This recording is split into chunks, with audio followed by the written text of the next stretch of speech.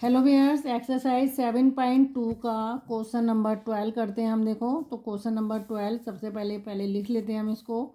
Number 12, ठीक है। In what time will ₹15,625 amount to 17,576 at 4% per annum compound interest. आपको क्या निकालना है? टाइम निकालना है। तो उसके लिए देखो आपको गिवन क्या क्या है, पहले आप ये देखिए। तो गिवन है आपको प्रिंसिपल गिवन है, ठीक है। आपको अगर नहीं भी पता चल पाता है कि प्रिंसिपल कौन सा है, अमाउंट कौन सा है, तो आप देखियो प्रिंसिपल क्या है, हमेशा कम होगा अमाउंट से, क्योंकि अमाउंट में हमारे क्या होता है, इंटरेस्ट भी ऐड होता है। तो प्रिंसिपल हमेशा कम होगा और ये अमाउंट कहलाएगा। तो प्रिंसिपल आपका क्या है, ₹15625।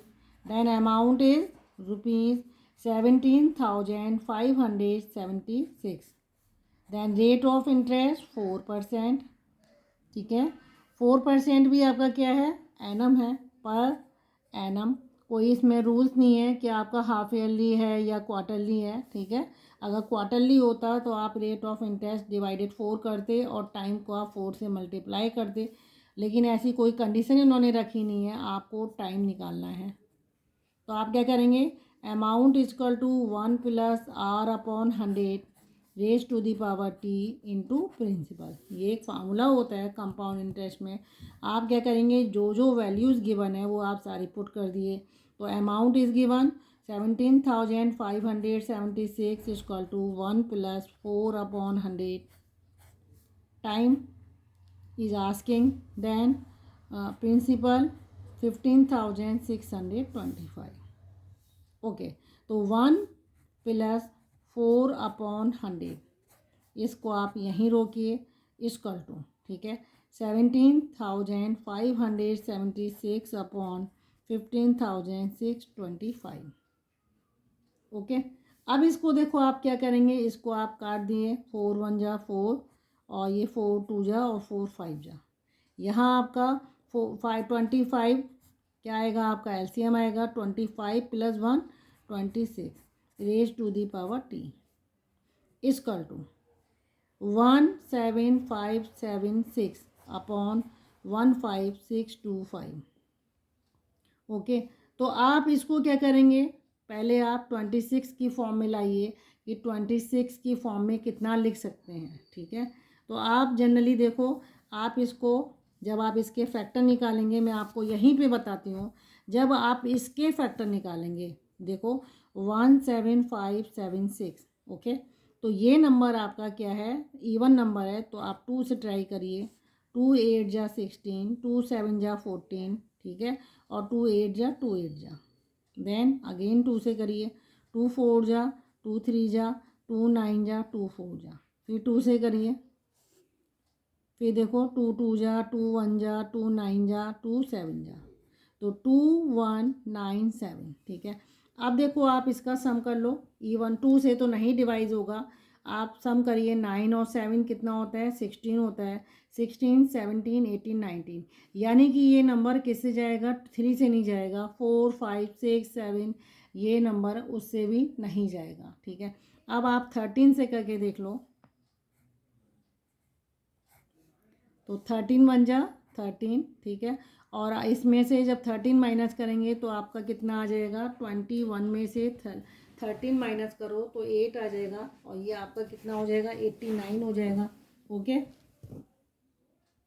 तो ये 89 है, तो ये आपका आएगा 13 × 6 = 78 हो जाएगा।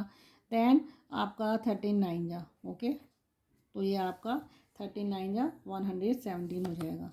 फिर आप इसे 13 से कर दो तो आपका 13 आएगा। फिर 13 से कर दो, ये आपका इतना आ जाएगा। इट मीन्स आपका यहाँ पे कितना आएगा, 13 आएगा, ठीक है। तो 13 × 2 इसका क्यूब हो जाएगा, ठीक है, अपॉन इस नंबर को भी 15625 है, 15625, ठीक है। तो आप अगर इसे 5 से करते हैं, देखो मैं आपको फैक्टर से बता रही हूँ, 5 से करते हैं आप इसको, तो देखो 5 × 3 = 15, 5 × 1 = 5, 5 2 और देन 5, फिर 5 से करो, 5 × 6 = 30, 5 × 2 = और ये आपका फिर से आ जाएगा, ठीक है।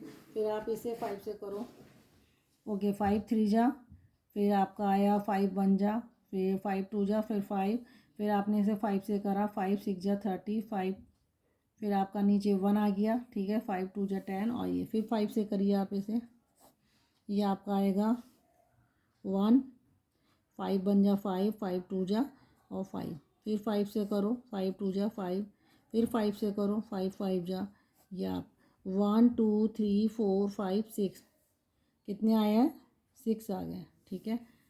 तो आप इसको ऐसे भी लिख सकते हैं 5 की पावर 3 और ये 3, ओके। तो आप देखो 6 हैं तो आप ये 5 स्क्वायर करेंगे, ओके। पावर की पावर मल्टीप्लाई होती है, तो आप यहाँ पे क्या करेंगे, 2 6 अपॉन 25, ये आपका टी आ गया, इक्वल टू 26, ठीक है, अपॉन 25 इसकी पावर 3, ये आपका इतना आ जाएगा 3। तो आप जब देखो बेस सिमिलर हैं, ठीक है, बेस सिमिलर हैं तो पावर भी आपकी क्या होती है, सेम हो जाती है। तो टी इक्वल टू 3 हो जाएगा, और ये 3 आपका क्या है, ईयर्स में आ जाएगा, ओके। तो आपका टाइम क्या होगा, hence the time is 3 years, okay. अब देखो इसी का लास्ट क्वेश्चन है इस एक्सरसाइज का। लास्ट क्वेश्चन देखो हम देखते हैं, लास्ट क्वेश्चन क्या कह रहे हो, ₹16,000 invested at 10% per annum compounded semi-annually amounts to find the time period of investment, ठीक है। आपको टाइम निकालना है, ये आपको इतना इन्वेस्ट किया है, तो गिवन आपको क्या है, प्रिंसिपल है जो इन्वेस्ट करते हैं, ₹16,000 है, rate of interest 10% compounded semi annually, semi annually को आप बोलते हैं हाफ ईयरली भी बोलते हैं, यानी रेट ऑफ इंटरेस्ट आपका क्या हो जाएगा, तो न्यू रेट ऑफ इंटरेस्ट क्या हो जाएगा, new rate of interest 10 divided 2 equal to 5% हो जाएगा, ये आपका हाफ ईयरली आ जाएगा। हाफ ईयरली बोलो या सेमी एनुअली, बात वही है। तो रेट ऑफ इंटरेस्ट मैं वाला लगाऊंगी, ठीक है। और आपको क्या दिया है इसमें, अमाउंट आपकी गिवन है, अमाउंट कितनी हो गई है, 18522, ये हो गई। आपको क्या निकालना है, टाइम निकालना है, ओके। और आपको हाफ ईयरली याद है। अब देखो आपको amount equal to 1 plus R upon 100 time into principal.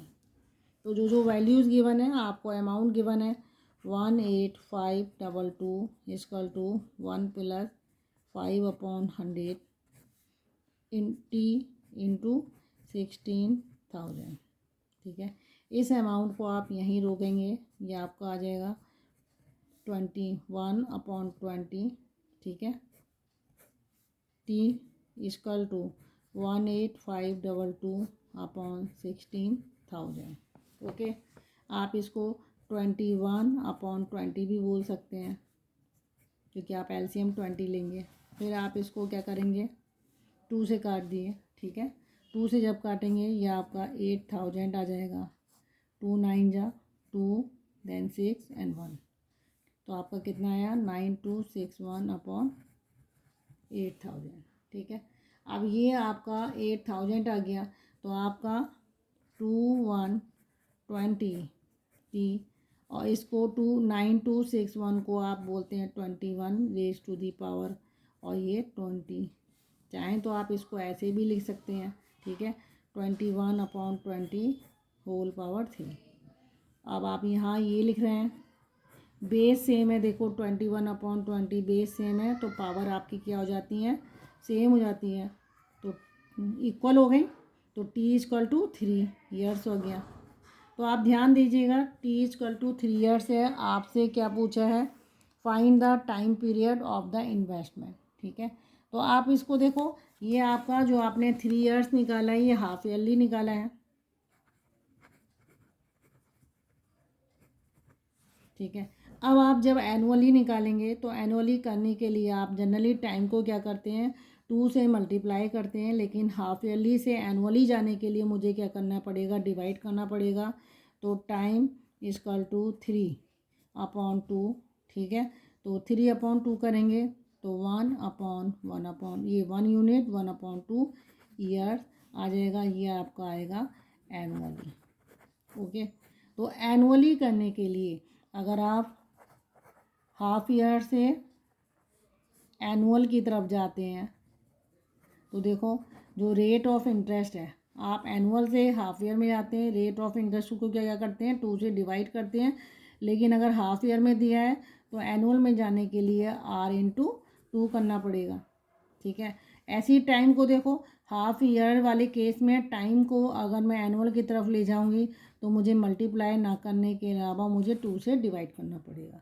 तो वही मैंने यहाँ पे करा है। तो 1 यूनिट 1/2 ईयर्स आपका यहाँ पे आंसर आ जाएगा, और यही मुझसे उन्होंने एनुअली पूछा था। ओके व्यूअर्स, ओके व्यूअर्स, अगर आपको मेरा पढ़ाया जाना पसंद आ रहा है, आप प्लीज़ मेरे चैनल को लाइक करिए और सब्सक्राइब करना ना भूलें।